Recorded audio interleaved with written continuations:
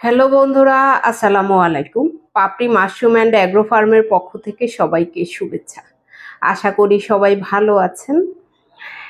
একজন শ্রদ্ধেয় উদ্যোক্তা স্পুন কিনেছেন যে কোনো খামারির কাছ থেকে। ওনাকে স্পুন রিসিভ করার পরে 15 দিন রেখে দিতে বলেছেন মাইসেলিয়াম রান হওয়ার জন্যে।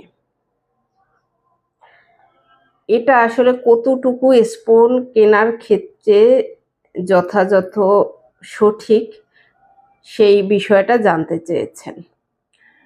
রেডি স্পুন কাকে বলে?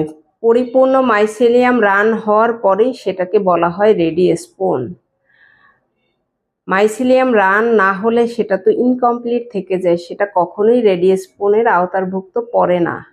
আপনারা যারা স্পুন কিনেন তারা অবশ্যই এই জিনিসটা মাথায় রাখবেন যে আপনার কাছে গিয়ে মাইসেলিয়াম কখনোই রান হবে না। আমরা যেটা বলে থাকি জার্নিতে কালো হয়ে থাকে, সেটা রেস্টে রাখলেই স্বাভাবিকভাবেই মাইসেলিয়ামের কালার সঠিক হয়ে আসবে। কিন্তু জার্নিতে কালো হওয়া এক জিনিস, আর একটা হয়েছে আপনাকে 15 দিন বা 10 দিন রেখে দিয়ে মাইসেলিয়াম গ্রো করা, এটা সঠিক পদ্ধতি না। সেক্ষেত্রে আপনি লাভবান হতে পারবেন না, ঝুঁকিতে থেকে যাবেন।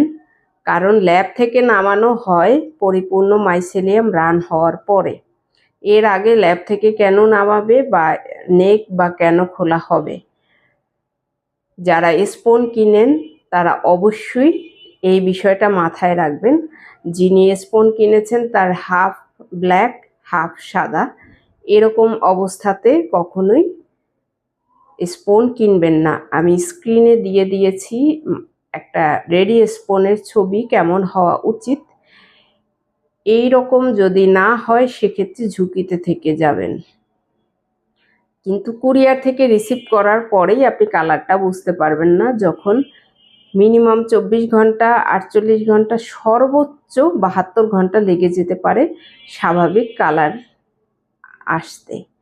সেইটুকু সময় আপনাকে ধৈর্য ধরতেই হবে।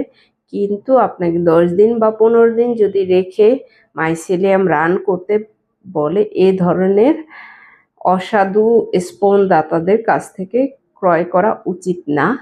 এ বিষয়টা আশা করি আপনারা বুঝতে পারবেন। যারা এতদিন জানতেন না তারা জেনে নিয়ে স্পুন কিনবেন। যার কাছ থেকেই কিনেন এ বিষয়টা মাথায় রাখবেন। কিন্তু যদি মাদার কিনেন সেক্ষেত্রে অনেকেই ইনকমপ্লিট চান, এটা রেখে দিলে কমপ্লিট হবে। মাদারের ক্ষেত্র ভিন্ন, কিন্তু স্পুনের ক্ষেত্রটা সম্পূর্ণ ভিন্ন।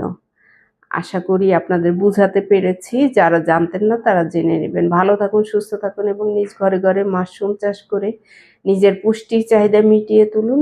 ভালো থাকুন। আল্লাহ হাফেজ।